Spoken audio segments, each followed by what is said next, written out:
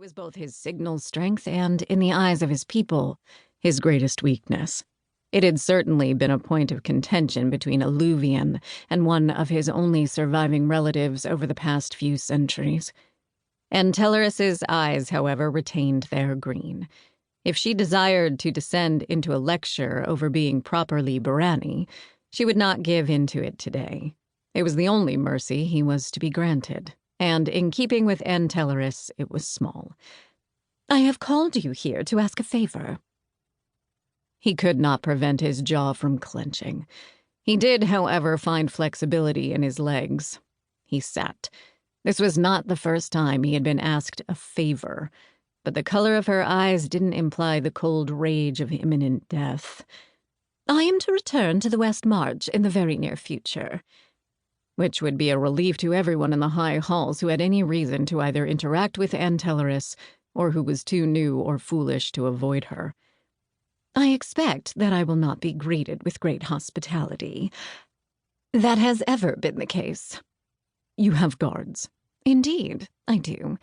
I wish you to be among them." "Just how little hospitality are you expecting?"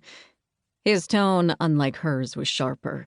He didn't trust her, and the trek to the West March would eat months of mortal time. Were it not for his duty to the Emperor and his duty to the wolves, those months would be a triviality. The Lord of Wolves, however, had survived what Eluvian considered to be the last assassination attempt for the next several years. The office was, if woefully undermanned, stable. The newest of Eluvian's recruits had settled into the job he had been given, and he was quick, bright, and often otherwise invisible while standing in place. Helmet both prized and trusted the young Severn Handred. Rosen approved. Jarin had not yet returned from his last hunt, but Eluvian felt almost certain, or as certain as one could be with ever-changing mortals, that Jarin would approve.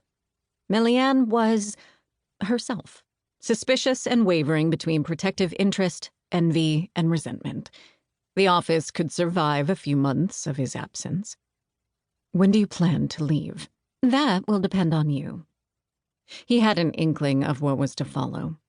"I wish you to bring Severn Handred with you." The request was both expected and surprising, the latter because of the timing.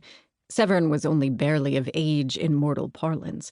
He had, there could be no doubt, experience with Barani, but until his induction into the wolves, that experience had likely been singular.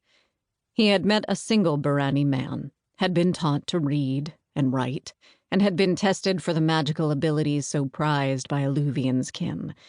That Severn himself did not seem to understand those abilities seemed clear to both of the Barani currently in this room. "Severn Handred does not report to me. I am not his superior officer." "I am aware of that." "I cannot fulfill your request." "Oh? You serve the Emperor directly. The boy serves the Emperor. While mortals are difficult and their hierarchical convolutions often mystifying, the Emperor is not mortal. You will have and carry more weight with our eternal Emperor than the boy, or his wolf lord. If you request it of your Emperor, he will grant the request." "It is clear to me that you have not met the Emperor," Eluvian replied, wry rather than stiff. Entellorus was unusual for a Barani lord, but she made assumptions. "The first question he will ask, and I consider it perfectly reasonable, is why. If I cannot answer that question, the request will be denied. The existence of that request will, however, pique his interest." The green in her eyes dimmed. "Come up with an excuse. You are surely capable of that." "Perhaps you wish to speak with him in person. It would be highly unusual for a Barani lord to visit a second time, but I am certain he would allow an appointment to be made." "Now you are beginning to annoy me."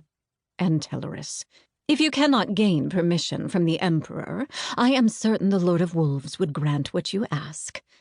"The Emperor is the better choice if you wish for success," Eluvian told her, his expression and tone bland and neutral. "But if you wish it, you will have to offer an explanation for the request." The last of the green faded.